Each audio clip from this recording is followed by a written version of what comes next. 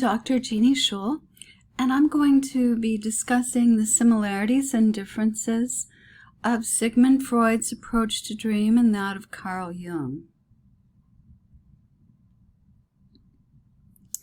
Throughout this slide series, I'm going to be sharing images directly from the interpretation of dreams, the illustrated version, which is Sigmund Freud's. And in this image, entitled Time and Time Again, what we're seeing is the image of twinning, which often happens in dreams. We have the two gentlemen sitting in the back of the room who are also appearing doubled in the mirror at the back of the room. And then we have not only two, but three young women who are one looking into the mirror, the other one looking at the girl looking into the mirror, and the third entering through the portal, entering through the door. So even the animal in the dream is doubled in the mirror. So as you explore your own dreams, this is an area to consider, this idea of twinning. In his small book on dreams, Sigmund Freud describes psychotherapy as the starting point of the procedure of which I made use for the explanation of dreams. His version of association is to take notice of whatever occurs to his mind without any exception and report it to the physician. This is often referred to as free association. Freud also talks about the manifest content of the dream, which is the dream as it's retained in my memory, and then the latent content of the dream, which is the relevant material discovered by analysis. In this painting entitled The Dream by Elizabeth Hogues, we get an image of the significance of the animal in the dream for the dreamer. We might also wonder about the dark and the light here, this idea of the tension of the opposites. One thing we're often suggested to consider is to follow the animal in the dream. This is certainly something that comes later with dream tending and the evolution of dream work.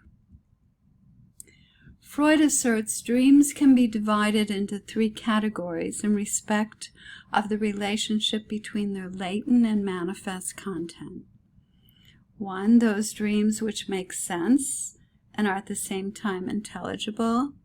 2, those dreams which, though they are connected in themselves and have a clear sense, nevertheless have a bewildering effect, because we cannot see how to fit that sense into our mental life. And thirdly, those dreams which are without either sense or intelligibility, which seem disconnected, confused, and meaningless. In this image entitled My Dream, by one of Freud's patients, who, as you see at the very bottom right corner, is known as the Wolfman.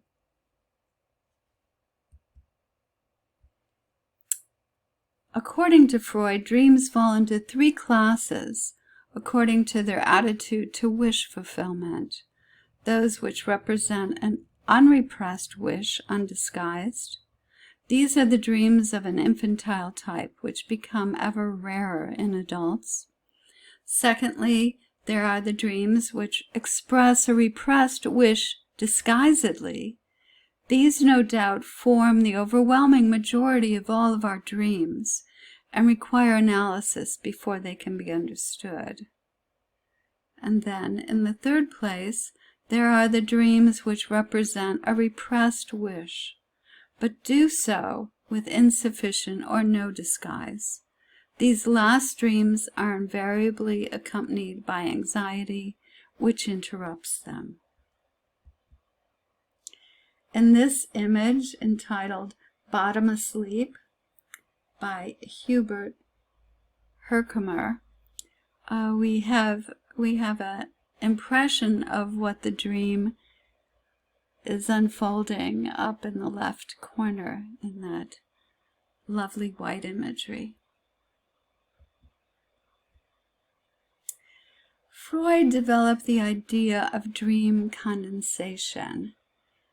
This is the process of condensation further explains certain constituents of the contents of dreams, which are peculiar to them and are not found in waking ideation.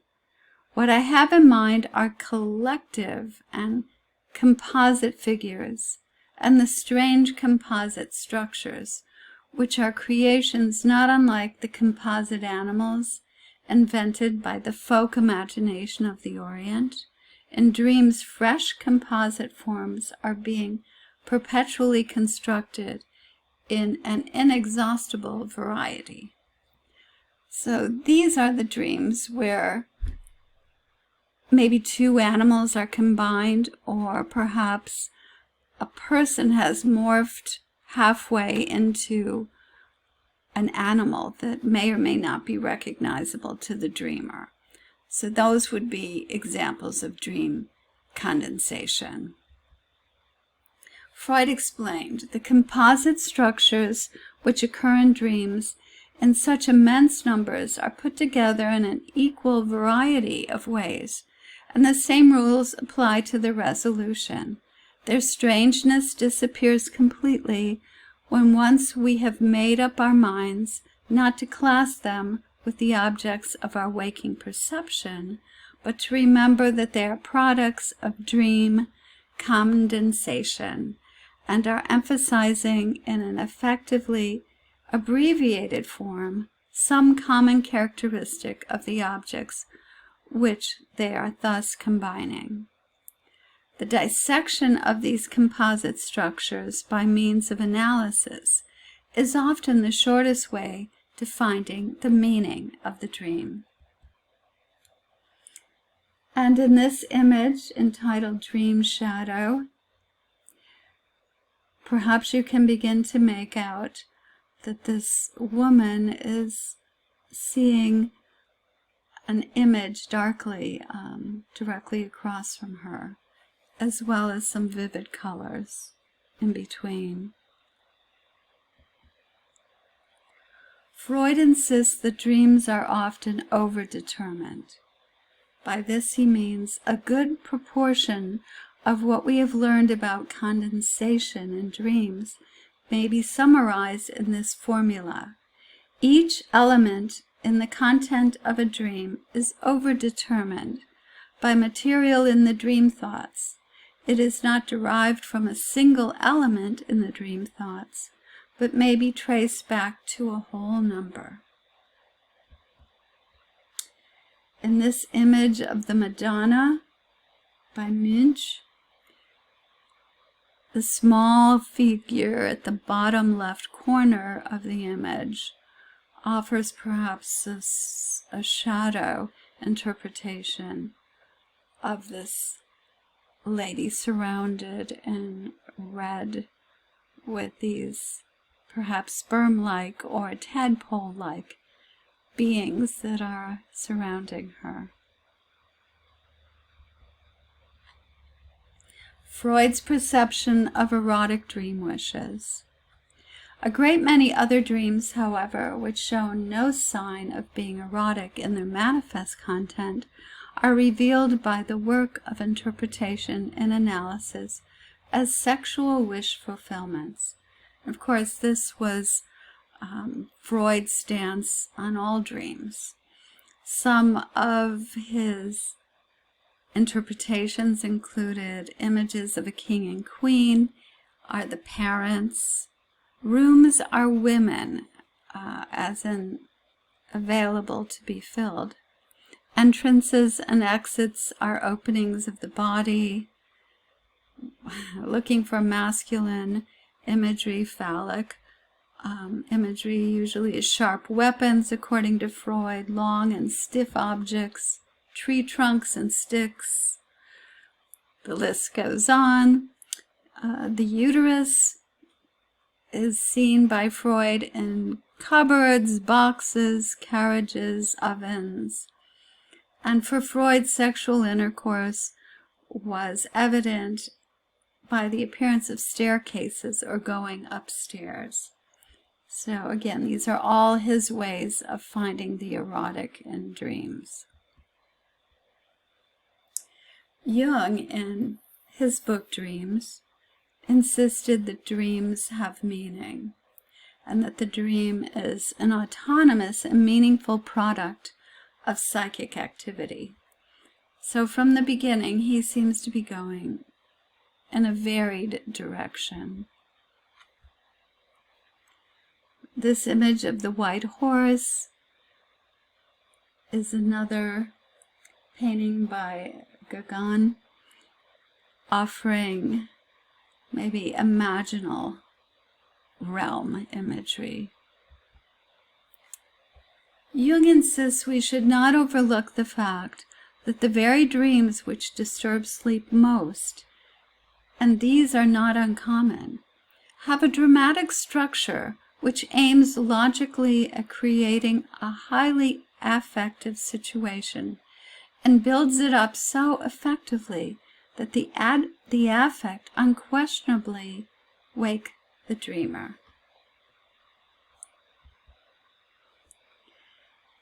I think this La Salute addresses those dreams where we can find ourselves awkwardly undressed in public situations, oftentimes when we are the only one who is without clothing.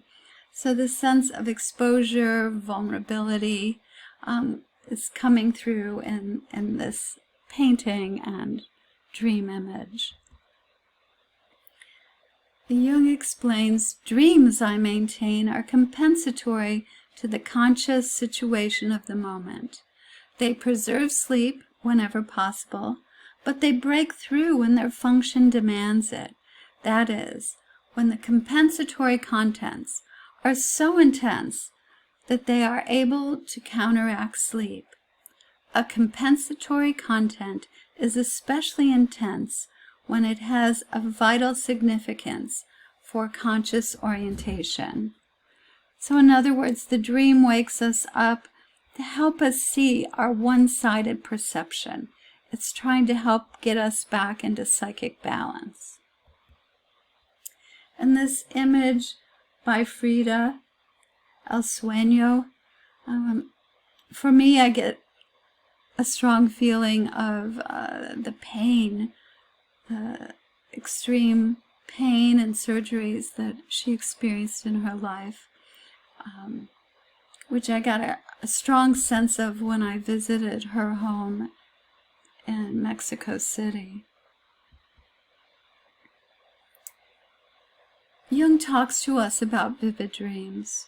He states, as a rule, the unconscious content contrasts strikingly with the conscious material, particularly when the conscious attitude tends too exclusively in a direction that would threaten the vital needs of the individual. The more one-sided his conscious attitude is, and the further it deviates from the optimum, the greater becomes the possibility that vivid dreams, with a strongly contrasting but purposive content, will appear as an expression of the self-regulation of the psyche. In this painting, which is Untitled by Jeanne, we get a sense of perhaps the many characters that the individual may experience in dream time, and perhaps even in nightmares. Jung further describes the compensatory function of dreams. When the individual deviates from the norm, in the sense that his conscious attitude is unadapted, both objectively and subjectively, the, under normal conditions, merely compensatory function of the unconscious becomes a guiding, prospective function, capable of leading the conscious attitude in a quite different direction, which is much better than the previous one. So again, trying to bring the individual into better mental balance.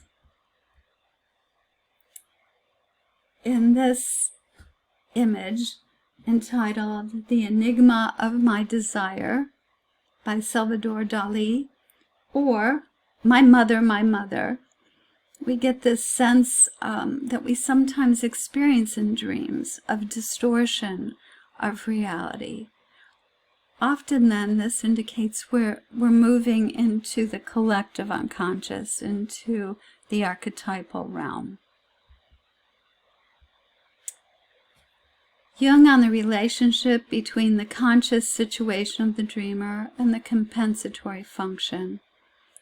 At the present, the only thing we know about the contents of the unconscious, apart from the fact that they are subliminal, is that they stand in a compensatory relationship to consciousness, and are therefore essentially relative.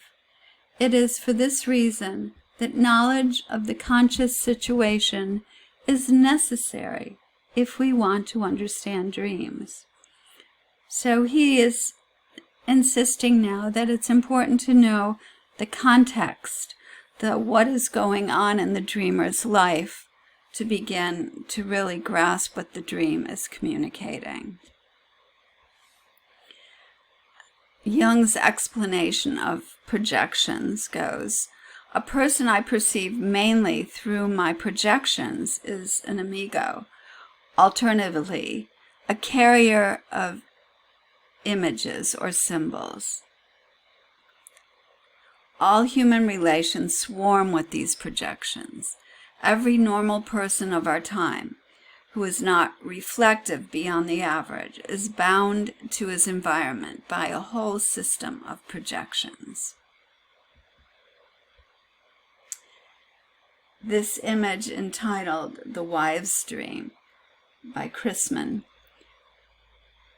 offers more of a daydreaming image, I would suggest, perhaps of the hope of future children. And this is an area where most dream workers clarify a difference between daydreaming and night dreaming, because of course daydreaming can be more consciously directed, as well as can lucid dreams.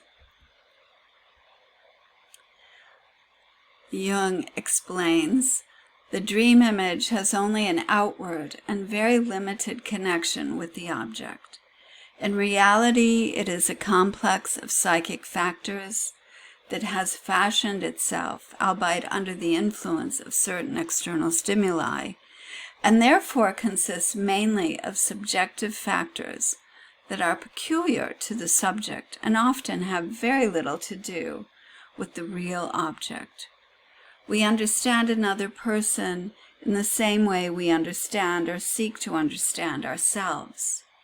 What we do not understand in ourselves, we do not understand in the other person either.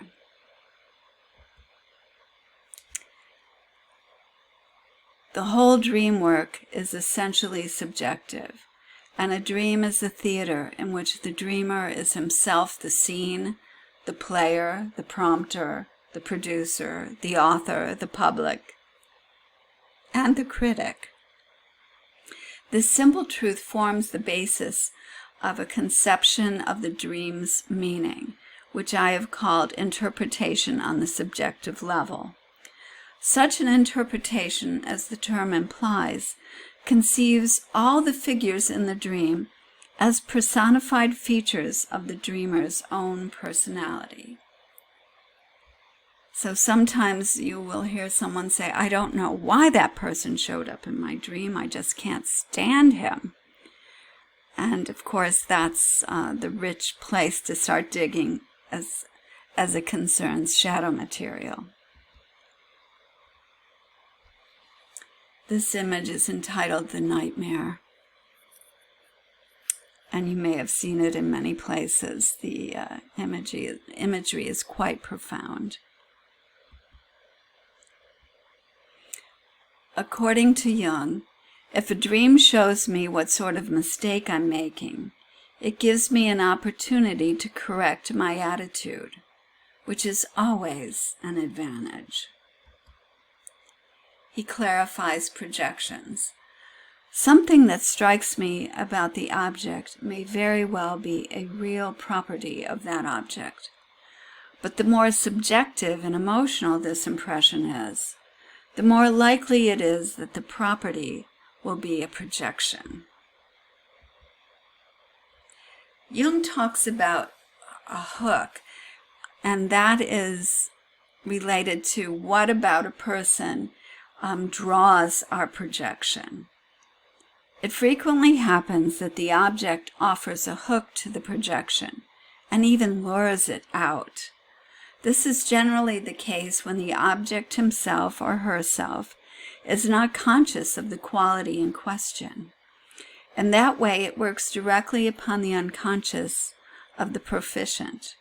For all projections provoke counter-projections when the object is unconscious of the quality projected upon it by the subject, in the same way that a transference is answered by a countertransference from the analyst when it projects a content of which he is unconscious, but which nevertheless impacts him.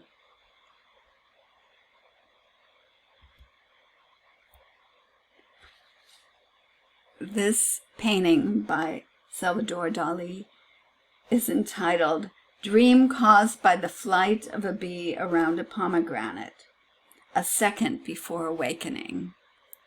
And of course, this is the imagery of surrealism.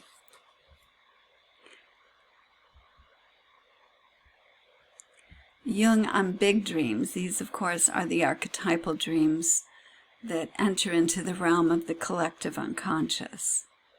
We speak on the one hand of a personal and on the other of a collective unconscious, which lies at a deeper level and is further removed from consciousness than the personal unconscious. The big or meaningful dreams come from this deeper level. They reveal their significance quite apart from the subjective impression they make by their plastic form, which often has a poetic force and beauty. Such dreams occur mostly during the critical phases of life, in early youth, puberty, at the onset of middle age, 36 to 40, and within sight of death. So big dreams come in significant life transitions. Addressing the meaning of big dreams, Jung tells us they employ numerous mythological motifs that characterize the life of the hero, of that greater man who is semi-divine by nature. Here we find the dangerous adventures and ordeals such as occur in initiations. We meet dragons, helpful animals, and demons. Also the wise old man, the animal man, the wishing tree, the hidden treasure, the well, the cave, the walled garden, the transformative processes and the substances of alchemy, and so forth. The reason for this is that they have to do with the realization of a part of the personality which has not yet come into existence, but is still in the process of becoming. This image is entitled Dream About the Red Bird. And I think it's significant for us to recognize which dreams we have where color is the most predominant aspect of the dream, as I would imagine is the case with this image. Jung talks about the dramatic structure of dreams, and that most dreams, now these are generally narrative dreams, begin with a statement of place. So just like a play, you have a setting. Then you have the development of the plot, the what is happening. And then the culmination, and then the solution or result or resolution. And he asserts that dreams generally have a dramatic structure. In this image of two children threatened by a nightingale, which is the name of the piece, I draw your attention to the gate, which is actually two-dimensional. And also the gate, the portal, the opening.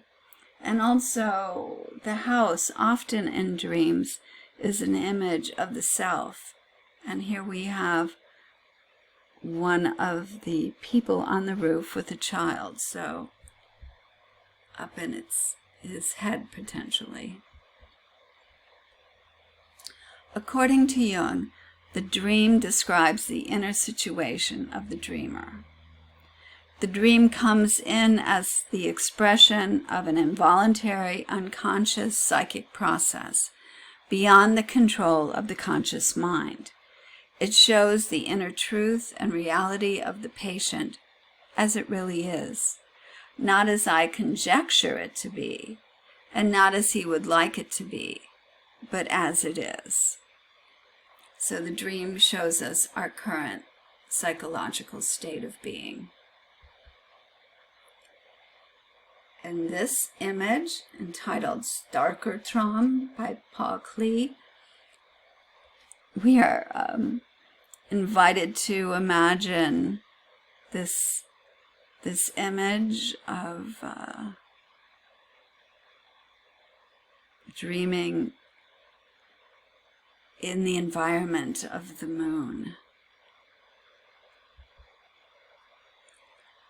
Jung on dreams asserts to understand the dream's meaning, I must stick as close as possible to the dream images. Later we'll hear Hellman also insist that we stay with the original dream image. This is very different than the approach that Freud had, which was free association. He might start with the image of a house, and then his associations go off on the other associations instead of sticking with the original dream image. In this image, we get the sense of this very elaborate lady having, on one hand, very romantic dreams, and on the other, you see perhaps some menacing little people who have other plans for her. So the idea of lovely dreams and nightmares arises. Jung asks the question, what conscious attitude does the dream compensate? So not what wish is unfulfilled, but what conscious attitude does the dream compensate? This is another image by Freud's patient, the wolf, who called himself the Wolfman. Jung's frame of reference is, we would do better to inquire not why he had this dream, but what its purpose is.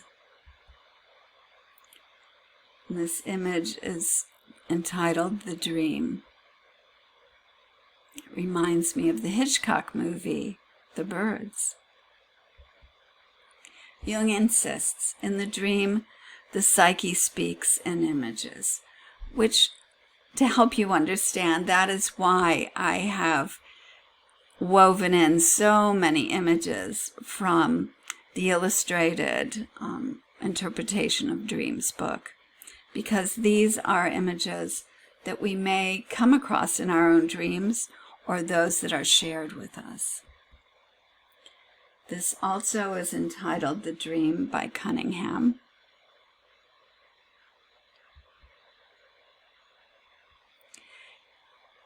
again, in differentiating between Jung and Freud, Jung expresses his perception of Freud's wish fulfillment.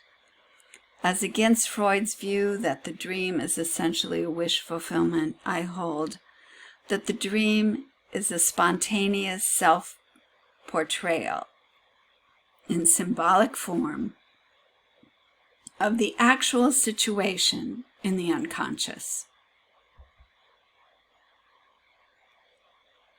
And this image is entitled The Dream. And again, although the eye may go to the lovely naked woman, often in dream work we follow the animals, and you can see there are plenty of them. Jung on dreams asserts the interpretation of dreams as infantile wish fulfillments or as finalistic arrangements, subserving an infantile striving for power, is much too narrow and fails to do justice to the essential nature of dreams. A dream, like every element in the psychic structure, is a product of the total psyche.